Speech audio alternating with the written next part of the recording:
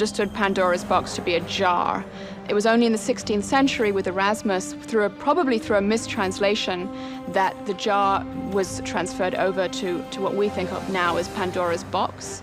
The jar was given to Pandora on her wedding day, and she was told not to open it. Like many women across the centuries, she was consumed with curiosity, and she couldn't resist opening it. And when she did so, all of the evils in the world flew out.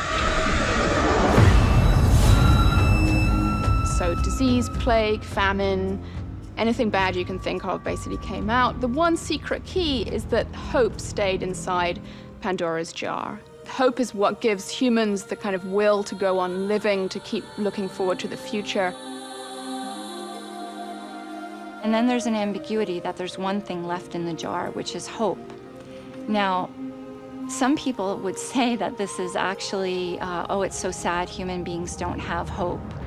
And so everything bad got out and the one good thing stayed in the jar. In the Greek mind, actually, hope isn't necessarily always a positive thing. It might lead you to look for something that you don't have. And so the idea is that you're always hoping for a future that's never going to come, or hoping for some change that will never come. Pandora's box is great because it contains all of the evils, known to man. They're all locked up in one place. So you've got hate, you've got greed, you've got suffering and pain all inside of this box, and Kratos opens it up, and he manifests itself into him turning into a giant. And at that point, he's got the strength to take Ares on. Athena knew that this was essentially the ultimate weapon. It was a nuke, if you will, in Greek mythology. But acquiring Pandora's mythical box is not going to be an easy task for Kratos.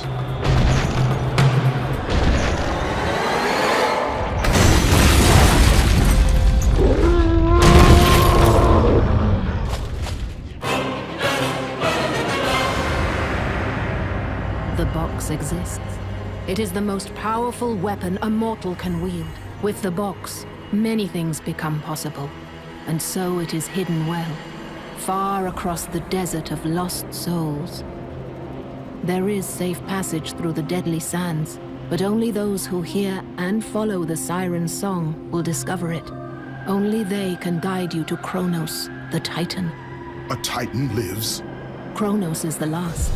Zeus has commanded him to wander the desert endlessly, the temple of Pandora chained to his back, until the swirling sands rip the very flesh from his bones. The Titans were powerful deities who were overthrown by a younger race of gods known as the Olympians in what's known as the Great War. The most famous of the Titans is Kronos, the father of Zeus. And the problem is that Kronos understands that Zeus will also have to depose him. It's basically a cycle of violence that's going on in the early history of Greek mythology, where son always overthrows father. So Kronos has this problem, which he has to stop his own son, Zeus, from overthrowing him. So he decides to swallow all his children. And by swallowing them, he hopes that they'll never see the light of day, never really be born. Rhea, the wife of Cronus, having seen all of her children already been devoured, wanted to save at least one. And she does this with Zeus. She replaces his body right before Cronus is about to devour him with a large stone, wraps it in blankets, and he devours this stone in place of Zeus.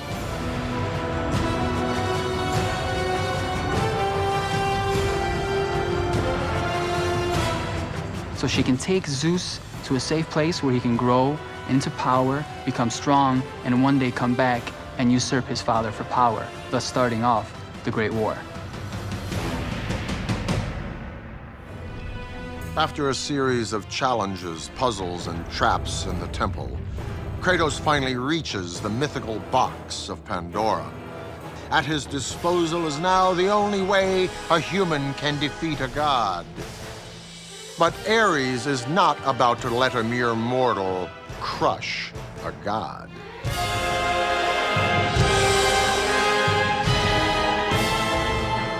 So, little Spartan, you've recovered Zeus's precious box, but you will not live long enough to see it opened.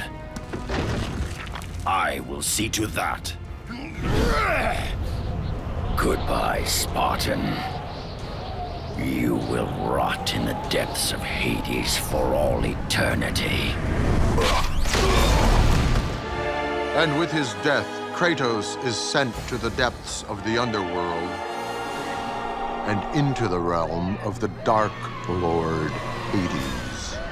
Hades is the god of the underworld, and we also call the underworld Hades. It's a kind of a shorthand for the house of Hades. He is both the underworld and the god who represents the underworld. He was the lord of all the souls in the underworld, of every single living being that died. And he got this position when he and his fellow brothers, Zeus and Poseidon, after they won the Great War, they had to figure out a way how they were gonna split up the world.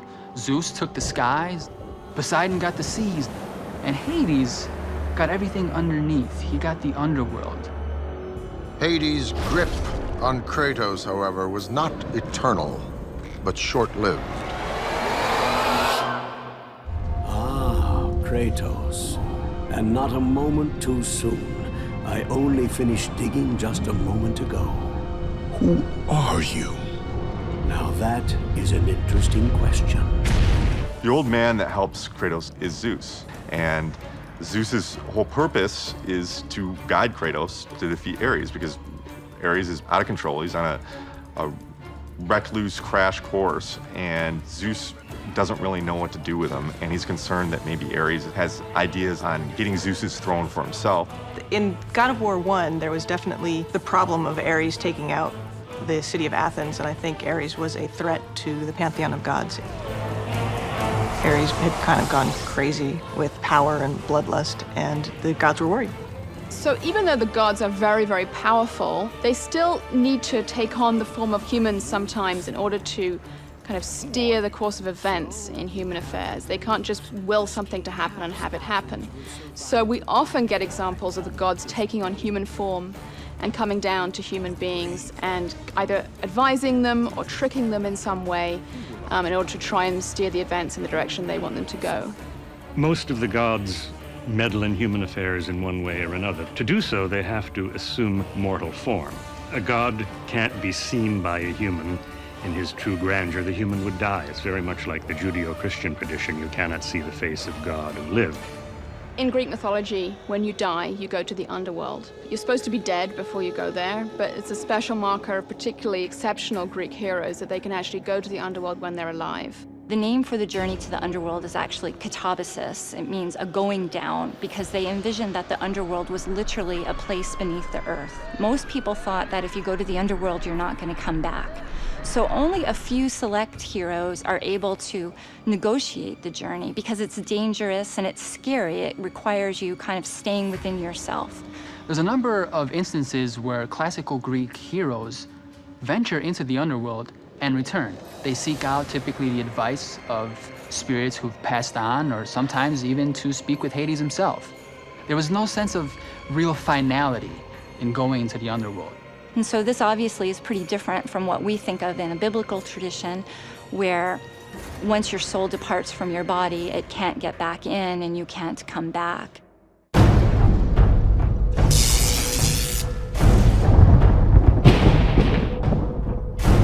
With his resurrection from the depths of Hades, Kratos opens Pandora's box. The monster you've created has returned to kill you. And challenges Ares to become the only mortal to defeat a god.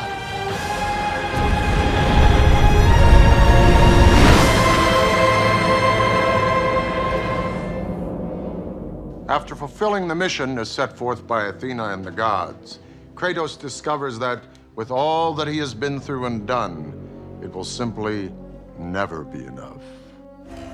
We promised your sins would be forgiven, and so they are. But we never promised to take away your nightmares.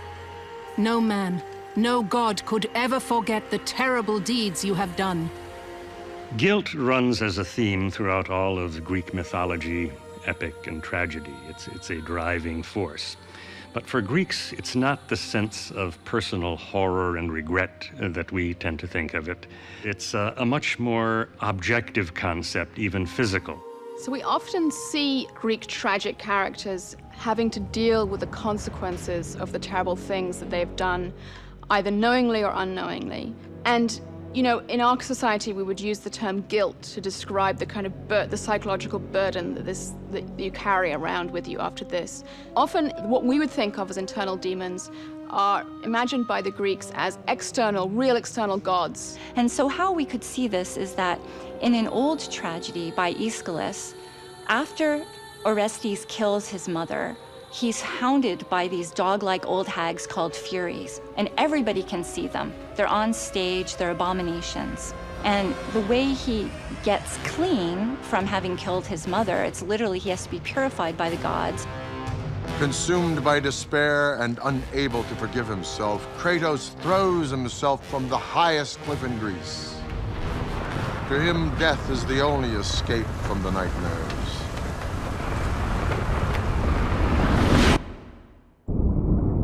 But the goddess Athena had other plans for the powerful warrior.